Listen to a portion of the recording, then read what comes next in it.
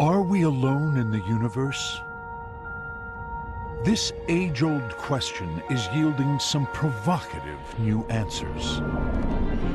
Recent discoveries suggest that the conditions for life might be more prevalent than ever imagined. Science fiction didn't tell us in any way, shape, or form what we're finding out now. Missions to our neighbor Mars are revealing evidence that water, a key ingredient for life, may be present. Mars has lots of water. Mars is an ice cube covered with a layer of dirt. And probes are finding the essential chemical building blocks of life in unexpected places. Literally, the seeds of life would have been delivered to all the planets and their moons in our solar system. But what about the colder outer reaches of our solar system and beyond? Could life exist out here too? New missions are revealing strange worlds, moons that could have vast oceans concealed beneath miles of ice. Landscapes littered with hundreds of active volcanoes. So now, the zone where life could possibly exist has expanded out from Earth to the outer reaches of the solar system. And places where jets erupt hundreds of miles into space. We could hold in our hands evidence for extraterrestrial life. And the same epic forces that gave birth to our solar system are at work throughout the universe. Tens of billions of planets are estimated to be orbiting other stars in our own galaxy alone. Could there be an Earth-like planet among them? We will find habitable worlds for sure, if not this week or next month or next year, sooner or later. Finding life beyond Earth. Up now on Nova.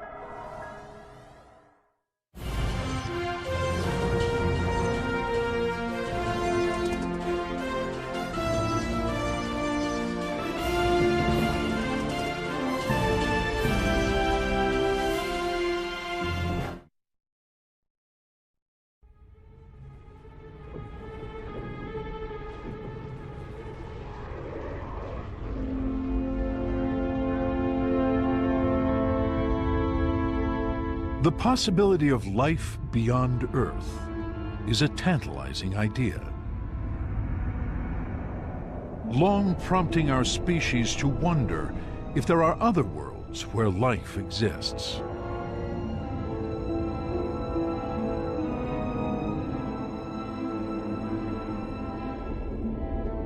Now, as space technology advances, the chances of finding it are greater than ever. I would love to find life beyond Earth. I'd like to think that we could do that.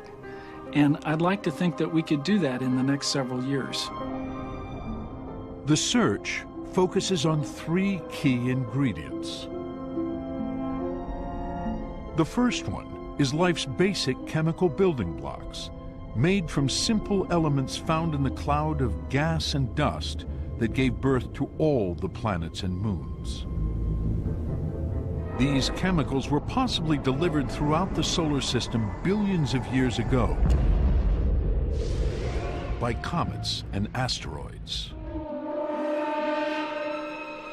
They are compounds called organics, containing carbon, oxygen, hydrogen, and nitrogen. Next, life needs a liquid, like water, that allows these compounds to mix and interact. And finally, an energy source, like the sun, to power the chemical reactions that make life possible. Scientists were once convinced that all three ingredients could only be found, if at all, on planets that are at just the right distance from the sun. Too close, and it's too hot. Any further away than Mars, and it's too cold.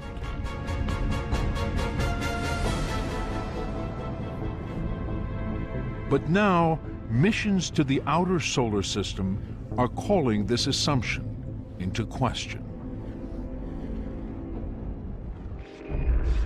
This is Jupiter, as seen by the space probe Voyager 1, launched decades ago to explore the outer solar system. 500 million miles from the Sun, it seems unlikely that life could exist out here in such extreme cold.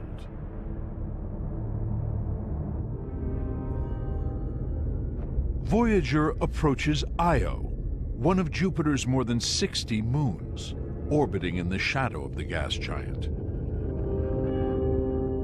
Io should be a frozen, icy, barren world, but Voyager spots something completely unexpected. These actual images of Io's surface reveal hundreds of giant, active volcanoes. Later probes expose vast lakes of molten lava.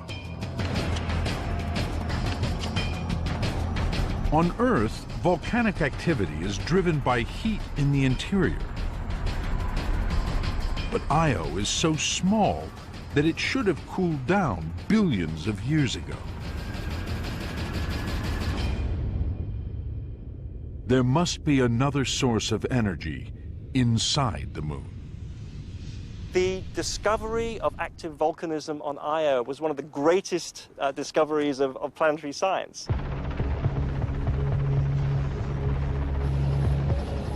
By observing Earth's volcanoes and studying the huge amount of data gathered from Io, Ashley Davies pictures what walking on Io's surface would be like.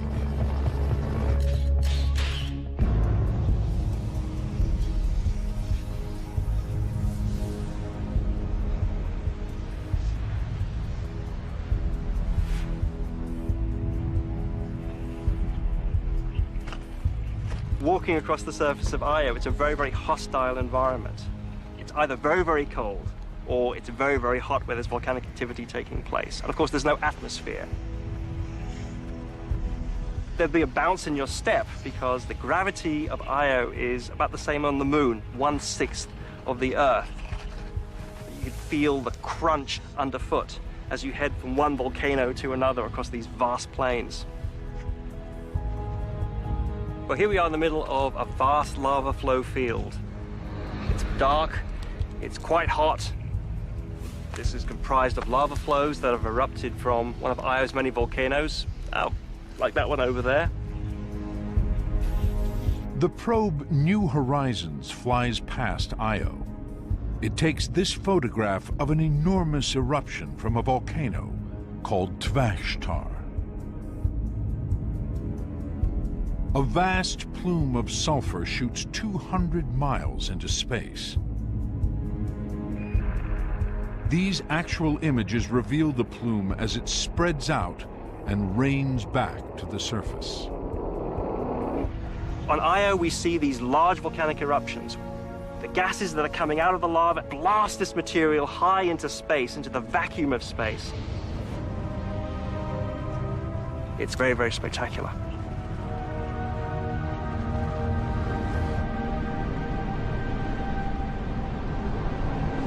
What could be generating so much energy in a moon that should be frozen solid?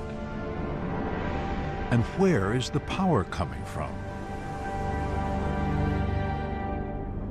The key to understanding Io's volcanic activity is its parent planet, Jupiter. Io orbits Jupiter in a slight ellipse rather than a circle. With every orbit, Io experiences gravitational pushes and pulls from Jupiter and other moons. When Io is closest to the giant planet, it is stretched by more than 330 feet. Over billions of years, this has created an immense amount of friction deep inside the moon.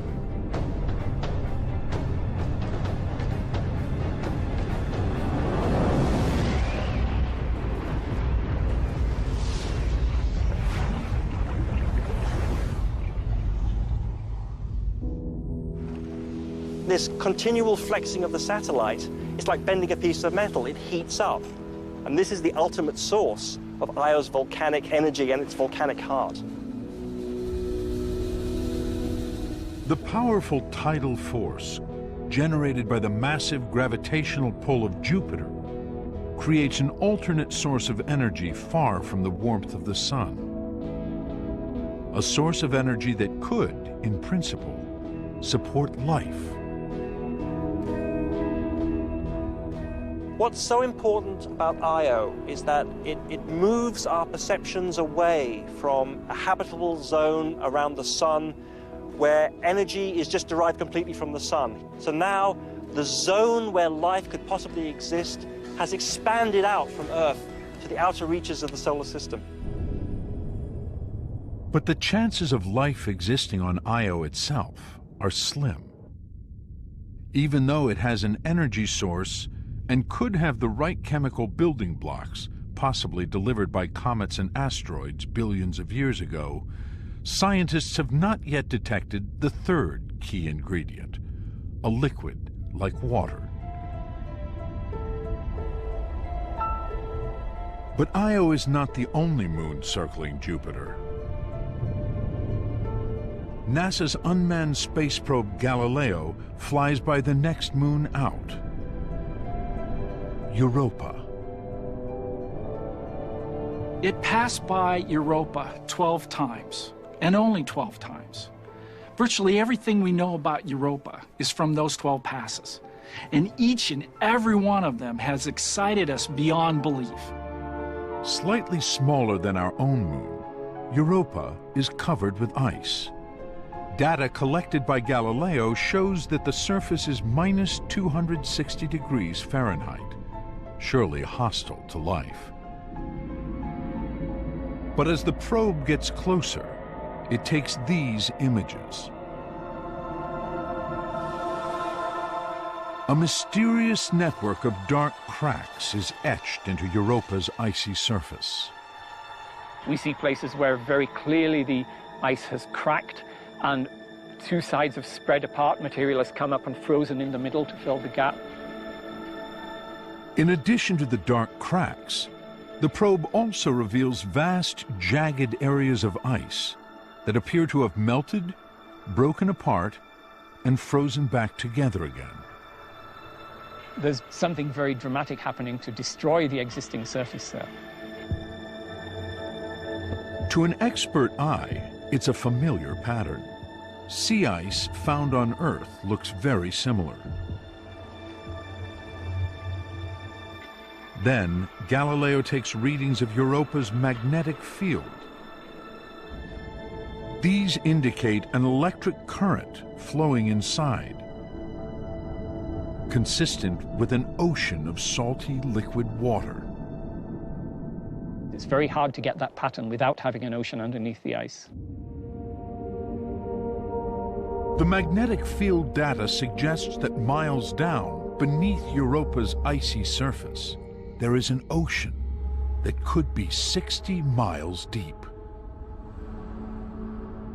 This small moon could have twice as much liquid water as in all the oceans on Earth. Something must be melting the moon from deep inside. And again, the key is Jupiter. The same gravitational forces that flex Io's rocky interior, turning it into an ocean of magma, are melting Europa's ice to produce its hidden ocean of liquid water and creating the cracks on the moon's icy surface. The ice is creaking and groaning around. That generates a huge amount of friction and a huge amount of heat. But the question is, could anything live in this cold liquid ocean, concealed beneath miles of ice, where there is no energy from the sun?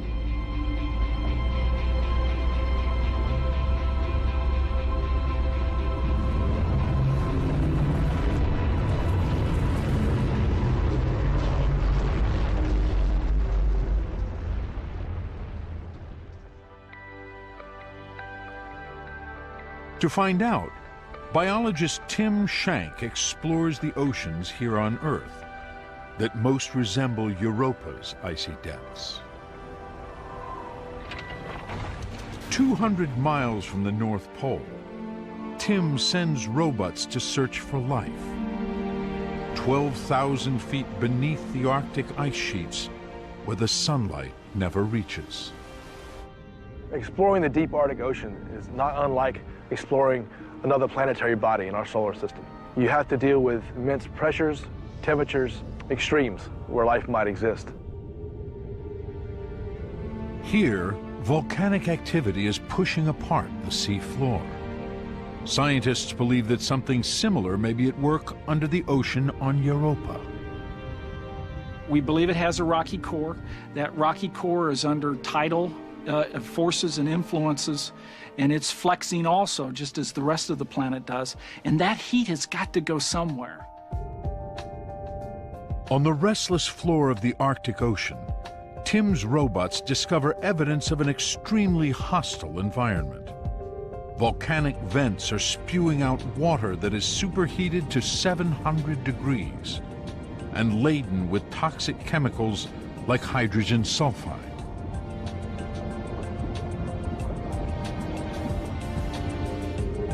Tim believes that vents like this could also exist on Europa's ocean floors, and clustered around the vents in pitch darkness, Tim's team finds life. We discovered new forms of life, microbes that cover miles of the seafloor there. There's life even in the coldest waters, in the deepest regions of our polar oceans that we didn't know about before. Instead of using sunlight to trigger vital reactions, microbes like these use sulfur, hydrogen, and methane as chemical sources of energy. And the microbes form the basis of an extensive food chain. The discovery of life here raises the possibility of life on Europa. It's clear to me that the basic components, the basic elements, the chemical elements that we need for life are on Europa. There's nothing that I can think of, no component that's missing from the European Ocean. I would be surprised if we didn't find life there, really. With liquid water, an energy source, and the necessary chemical building blocks perhaps delivered by comets and asteroids, Europa opens up the possibility that life could exist in places never imagined. And so the moons, as they go around the planets, are generating heat, melting water, creating under ice shell oceans, and producing a potential environment for life. That is a revolution in our thinking. But getting a probe safely to the surface of Europa to test these theories is just one of the challenges in looking for life 500 million miles away. You've got to build something that can get through what is surely kilometers of ice. That's hard to do on Earth. Then you've got to have something that can swim. You know, I mean, it's going to happen. And I would love to live to see it, but it's a tough one. Europa isn't the only intriguing place this far out in the solar system. Could similar conditions exist on other moons, orbiting other planets, even further away from the Sun? One mission launched to find out is the probe Cassini. It is heading for the ringed planet, Saturn, 1 billion miles from the Sun. Its mission: to explore Saturn, find out how its vast rings formed, and investigate some of its more than 60 moons. Cassini's mission from the outset was to investigate everything we could about the Saturn system. It is a major exploratory expedition. Cassini gives scientists their best view yet of this mysterious planetary system. Cassini was outfitted with the most sophisticated suite of scientific instruments ever carried into the outer solar system. It has cameras, spectrometers. It is really the farthest robotic outpost that humanity has ever established around the sun. 7 years after launch, Cassini finally enters orbit around Saturn. These images reveal the rings in unprecedented detail. They stretch out across hundreds of thousands of miles, yet in places, they are just tens of feet thick. Using its instruments to analyze wavelengths of reflected light, Cassini confirms these majestic rings are made of billions of shining particles of almost pure water ice. They range in size from a grain of dust to the size of a mountain. After nearly 8 months collecting data of Saturn and its rings, Cassini makes its way to one of the closer moons.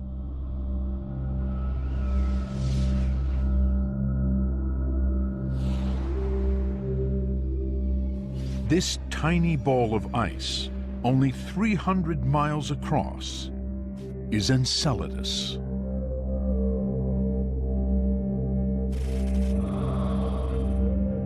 These Cassini images reveal a glistening white surface, unlike any other of Saturn's moons. It is carved with crevasses, ridges, and cracks. And stretching out across the South Pole, Cassini photographs these strange large cracks seen here in blue. 4 parallel fissures scientists named the Tiger Stripes. They are 75 miles long and hundreds of feet deep. They look a lot like fault lines on Earth. Enceladus was a major focus for the Cassini mission. It was clear that there had been something going on Enceladus in the past. The question was there anything going on Enceladus at present?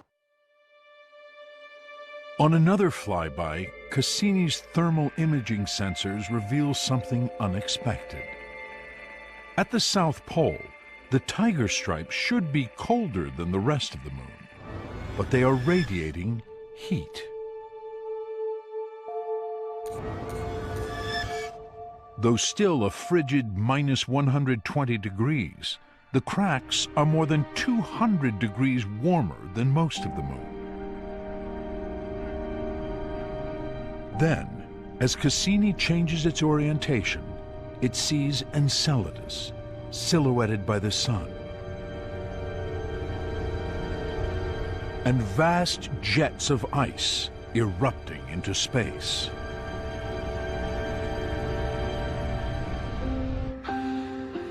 These actual images reveal the jets are blasting hundreds of miles out from the Tiger Stripes. Carolyn and her team are stunned. Never did we expect that we were going to see something like a whole forest of jets shooting hundreds of kilometers into the sky above Enceladus. It was like nothing we'd ever seen before. Could Enceladus also have an internal energy source, like Io and Europa?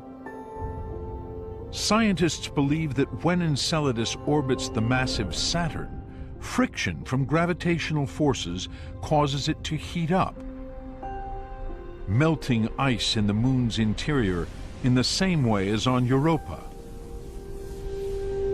They believe the jets consist of liquid water, vaporizing and freezing as it meets the cold vacuum of space. They shoot upwards at 1,200 miles per hour. Enceladus is being flexed as it's orbiting Saturn. That's like flexing a paperclip. It creates heat inside, and we think the heat maintains the liquid under the surface. Excited by this discovery, the team programs Cassini to fly through the jets and collect particles. After several fly-throughs, Cassini's spectrometers detect in the jets some of the basic chemical building blocks of life. That was tremendously exciting to find, because not only do we think there's liquid water there, not only is there an enormous amount of excess heat, but we also have organic materials. And that's the trifecta that we are looking for, the three main ingredients for a habitable zone. But could this strange and alien world actually support life? Carolyn imagines what it would be like to hunt for the answer on the surface of Enceladus.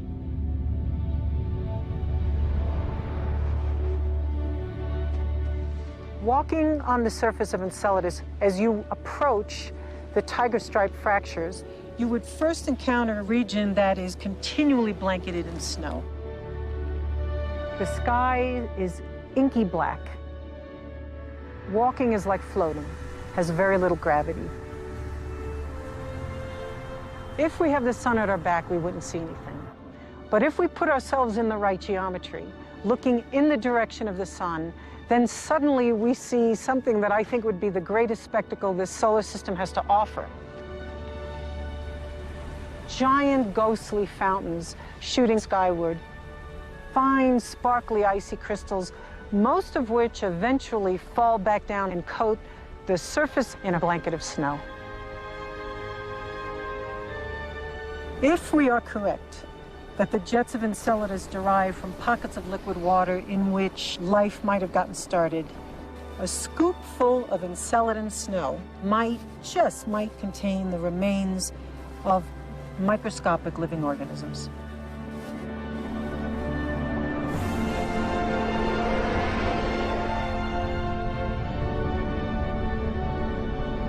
Since Cassini's instruments cannot detect the signatures of life itself, there is no evidence yet of microscopic organisms in these jets.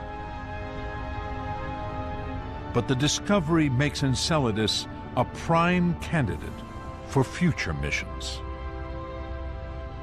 To me, it's like there's a sign on Enceladus that says, free samples, take one. We just got to fly through the plume and collect the stuff. We don't have to drill, we don't have to dig, we don't have to scurry around looking for it. It's being injected into space. The discovery of a new energy source and the possible oceans of liquid water inside planetary moons point to potential new footholds for life in our solar system. Meanwhile, discoveries here on Earth are revealing that life can withstand an even wider variety of conditions than previously thought. Missions to extreme environments are showing that microbes can live in dry deserts and thrive in lakes full of poisonous arsenic.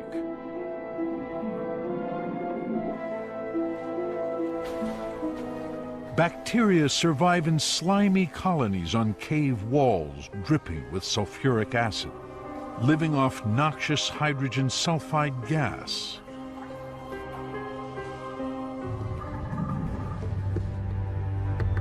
And microbes flourish in toxic rivers of corrosive industrial waste.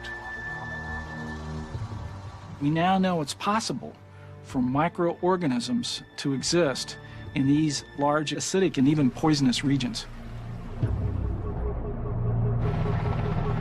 The more we look at the extreme habitats on Earth, the more we find life there. We're pushing back the limits of where life can live all the time through our own discovery. From freezing glaciers to superheated hot springs,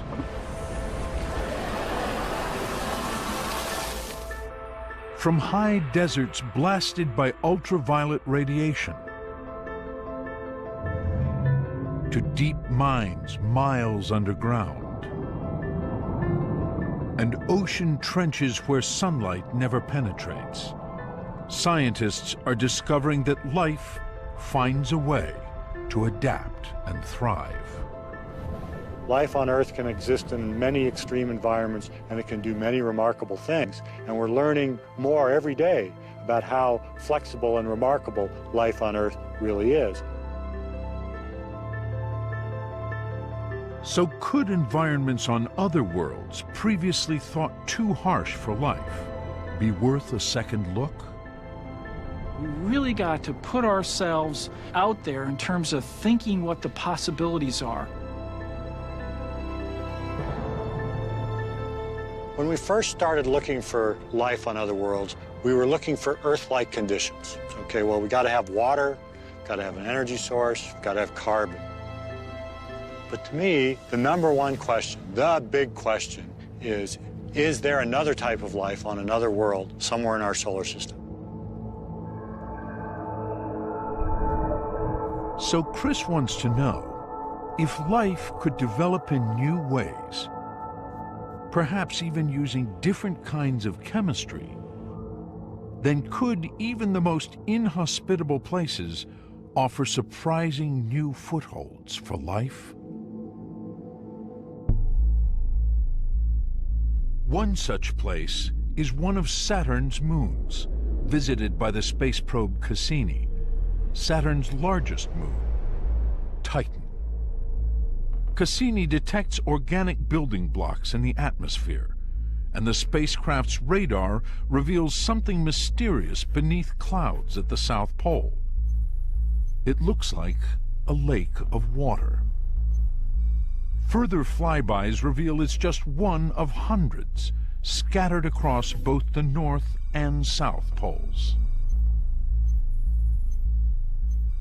It was exciting and mysterious to see all these different lakes and to try to understand what's going on. Titan is the first world other than the Earth known to have a liquid on its surface. But at minus 290 degrees, this liquid can't be water.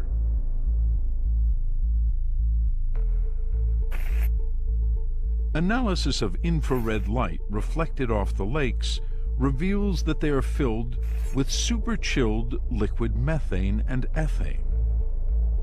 On Earth, these hydrocarbons are gases we use as fuel. Data now reveals that methane on Titan carves river valleys, forms clouds, and even falls as rain. Liquid methane acts a lot like water on Earth.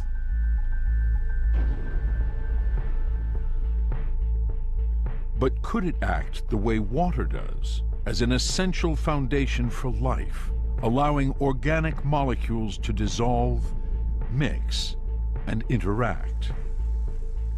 It's a question astrobiologist Chris McKay is investigating.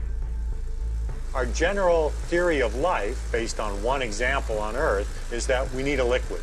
Some people would argue that that liquid has to be water. Well, on Titan, we can ask the question, well, what about another liquid? Could some other liquid besides water do the trick? For life to exist on Titan, Chris believes one fundamental process has to happen first. A process that, according to the most widely accepted theory, took place on early Earth and ultimately produced us. In this scenario, the raw ingredients of life, organic molecules, dissolved in water, and once in this liquid, they came together and reacted to form bigger, more complex molecules that would eventually, somehow, become living things. For life to have a chance on Titan, the building blocks would have to dissolve in liquid methane. Chris is now trying to find out if this is possible.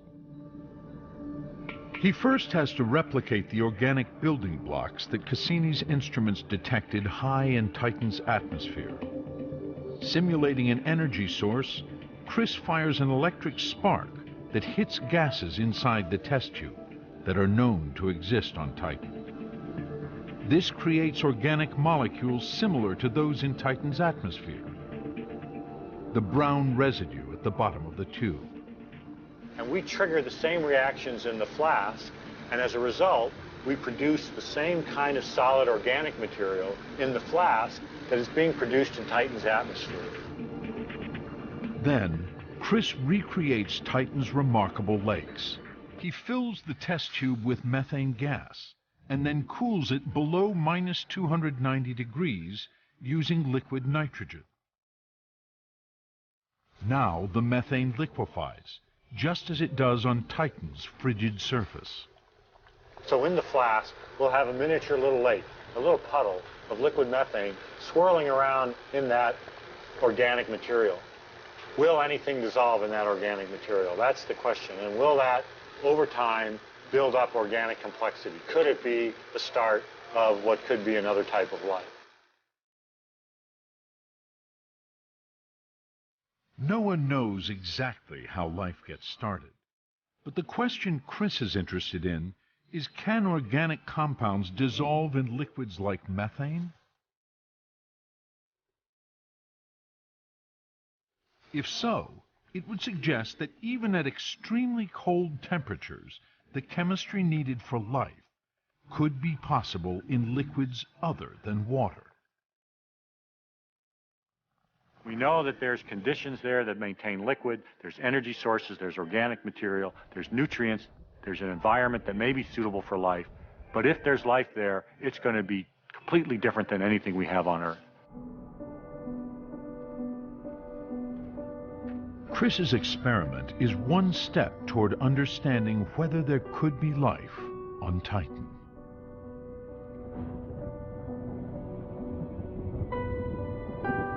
To me, the most exciting possibility is that there is life on Titan, because then that would show not just that life started twice, but it started twice in very different conditions. It would show us that life is a natural process that's going to pop up on many different worlds, many different planets around many different stars. Titan, Enceladus, Europa, and Io show that even within our solar system there are places where some scientists believe life could potentially gain a foothold. Might be extreme life, might be life that we've never seen before in terms of its structure and its composition. But we're now realizing that those environments could harbor life. The three vital factors, energy, liquids, and chemical building blocks, are more widespread than has ever been realized. And if it's possible here, then could the right conditions also exist beyond the boundaries of our own solar system? By understanding our own solar system, I believe we'll then be well on our way to understanding the conditions that could occur around other stars and throughout our galaxy. It really changes our view of this universe. Is there somewhere out there a star like our sun, orbited by habitable planets that are teeming with life? There are billions of stars just like our sun within our galaxy, and the odds suggest that tens of billions of planets are orbiting around them. If there is life out there, can we find it?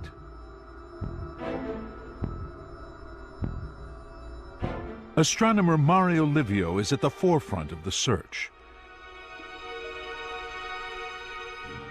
He's using the Hubble Space Telescope to look deep into space to where new stars like our sun are bursting into life. This is the Orion Nebula, as seen by Hubble. Here, 1,500 light-years beyond our solar system, new stars are being born inside a vast cloud of dust and gas. So when we look at the nebula now, it's almost like looking into a cave. We see this hollow part where gas and dust has been blown away, and inside where these stars are being born. And right inside, among all the shining stars, is what looks like a small dark smudge. In fact, it is a young sun, surrounded by a dense disk of dust and gas, more than 50 billion miles across. This smudge represents the dawn of a new solar system. In this case, we see the disk edge on, and therefore the disk completely obscures the light from the star, and this is why you don't see the star. Other images show similar disks tilted to reveal the star at the center. These spinning clouds of matter may one day form planets and moons as particles of dust, ice, and gas collide and clump together. This is the same process that is thought to have created the planets of our solar system. Hubble has revealed that swirling disks like this are extremely common. The fact that we see these very often tells us that these raw materials from which planets form are very, very common. And so that planetary systems form probably around most stars. But do these young solar systems produce Earth-like planets containing the right ingredients needed to sustain life? Astronomer Josh Eisner wants to find out. He has come to Mauna Kea, Hawaii, to look at the clouds of gas and dust in more detail. We'd really like to understand, are there building blocks of life there? Are things that we associate at least with life on our planet available for planet formation around other stars? Analyzing gas and tiny bits of dust from hundreds of light years away is no simple feat. It requires instruments of great sensitivity and precision, the Keck telescopes. 14,000 feet up on the summit of a dormant volcano, these twin telescopes are among the most powerful on Earth. Josh uses both of them together. And with a spectroscope to analyze infrared light emitted from inside the early solar systems, he can tell what they are made of. We're actually trying to map a detailed picture of the dust and what that hot gas is made of. Is there water vapor there that might get incorporated into an atmosphere one day or into an ocean one day? His findings are encouraging. In some of the distant solar systems, Josh is detecting evidence of carbon, oxygen, and hydrogen, three key elements needed to produce the chemical building blocks on which life depends.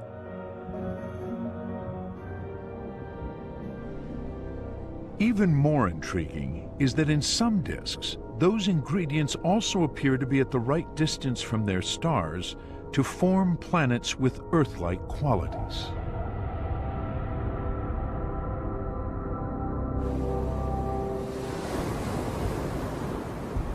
So much for theory. The question is, do such planets actually exist? Jeff Marcy is one astronomer trying to directly answer that question. He's a planet hunter, scanning the heavens for signs of planets that may have already formed around other stars, thousands of light years away from our solar system. It is actually quite a challenge to find planets around other stars, and the reason is very simple. Planets don't shine. Planets are essentially dark. By using advanced telescopes, dedicated planet hunters like Jeff have found ways to overcome this challenge.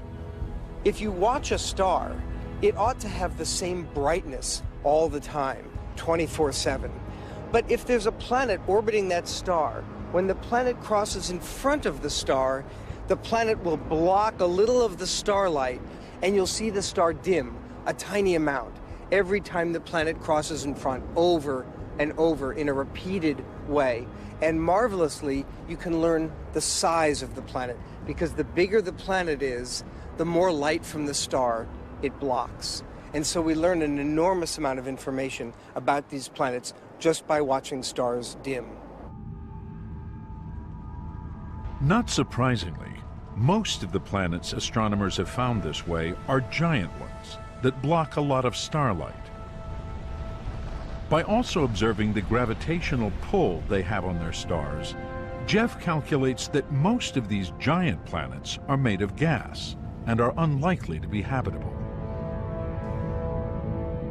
But the Holy Grail is to find far smaller, rocky worlds, like Earth, where the conditions for life could exist. The challenge of finding Earth-sized planets is enormous. When an Earth crosses in front of a star, it blocks only 1/100th of 1% of the light from the star.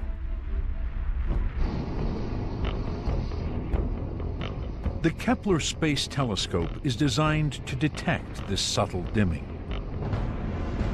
Its mission: to focus on one tiny spot of space and scrutinize 150,000 stars for signs of planets the size of Earth.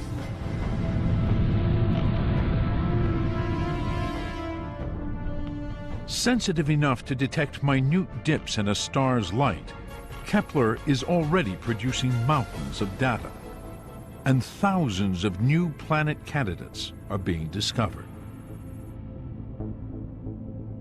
Kepler has now already discovered a few planets that have a diameter and a mass that indicates clearly the planet is rocky. And so we now have, for the first time in human history, definite planets out there among the stars that remind us of home. These first rocky planets are too close to their stars to sustain life. But the sheer number of smaller planets being found is transforming our view of solar systems beyond our own. We've learned that nature makes some large planets the size of Jupiter and Saturn, but nature makes even more of the smaller planets the size of Neptune, and even more of the planets the size of the Earth. The number of planets is sort of like the rocks and pebbles you see on a beach. There are a few big boulders. There are many more rocks. And there are an uncountable number of grains of sand that represent the Earth-sized planets we see in the cosmos. Jeff believes it's only a matter of time before we find a habitable planet. I suspect that this scene we see here is one that's reproduced billions of times over among the Earth-like planets, the habitable planets in our Milky Way galaxy. But even if we find a world just the right size and in just the right place with oceans of liquid water, could we detect life from a distance of trillions of miles? The James Webb Space Telescope may be able to do just that. Due to go into orbit later this decade, this new telescope is 3 times more powerful than Hubble. It will be able to analyze starlight passing through the atmospheres of the closest Earth-like worlds, looking for the telltale signs of life itself. I think the chances are very good that if you find a planet with oxygen, methane, carbon dioxide, nitrogen, like our own Earth, there's probably plant life on that planet that is producing the oxygen. As telescopes see farther and spacecraft voyage closer to distant worlds, new discoveries are transforming what we thought we knew about our solar system and our galaxy. I am constantly awestruck by the data that's coming in our current fleet of missions. Science fiction didn't tell us in any way, shape, or form what we're finding out now.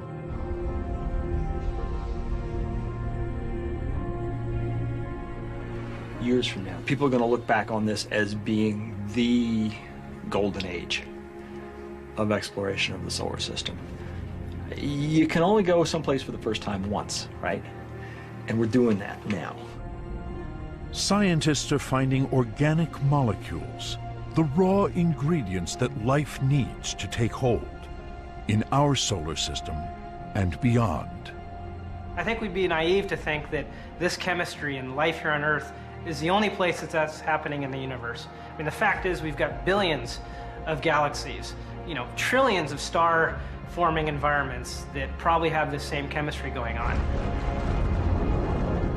The right conditions that make a world habitable could be more widespread than ever imagined.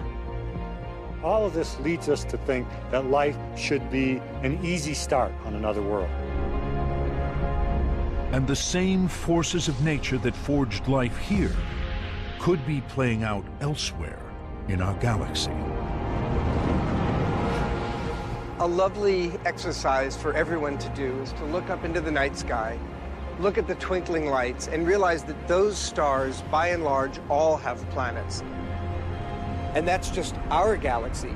There are hundreds of billions of galaxies out there, like our Milky Way, and so the number of planets in our universe is a truly uncountable number. So the race is now on to see if life actually exists beyond Earth. Will life first be discovered on a moon such as Enceladus? Will it be found by an advanced telescope, or will it be found at all? Whatever the answer, many believe this is a turning point in history when we at last have the technology and the know-how to find out if there is life beyond Earth.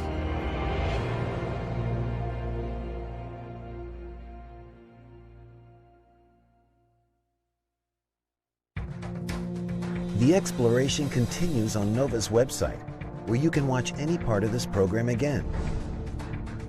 Take a tour of the solar system. Find out how we can detect distant planets where life might be possible.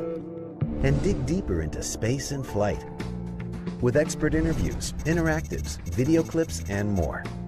Follow NOVA on Facebook and Twitter. And find us online at pbs.org. Major funding for NOVA is provided by David H. Koch and Discovering New Knowledge, HHMI, and the Corporation for Public Broadcasting, and by PBS viewers like you. Thank you. Additional funding is provided by Millicent Bell through the Millicent and Eugene Bell Foundation.